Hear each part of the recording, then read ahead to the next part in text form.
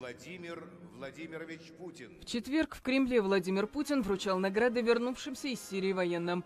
Российская операция на Ближнем Востоке длилась почти полгода и обошлась бюджету, по словам президента, в 33 миллиарда рублей. Каждый день стоил примерно 200 миллионов.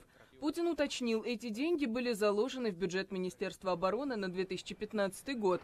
На проведение учений и боевую подготовку мы просто перенацелили эти ресурсы на обеспечение группировки в Сирии, пояснил он. По словам Путина, затраты себя полностью оправдали, а цели российской группировки были, цитата, «в целом выполнены». Против террористических организаций, признанных в качестве таковых ООН, борьба будет продолжена. Тогда как против вооруженных формирований сирийской оппозиции, подтвердивших готовность к перемирию, боевые действия правительственных сирийских войск вестись не будут. Награды из рук президента получили 17 военнослужащих. Из них 4 награждены звездами Героев России.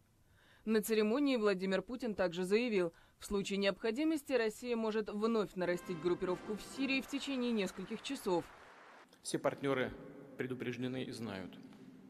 Наши системы ПВО будут применяться по любым целям, которые мы сочтем угрозой для российских военнослужащих. Хочу подчеркнуть, по любым целям.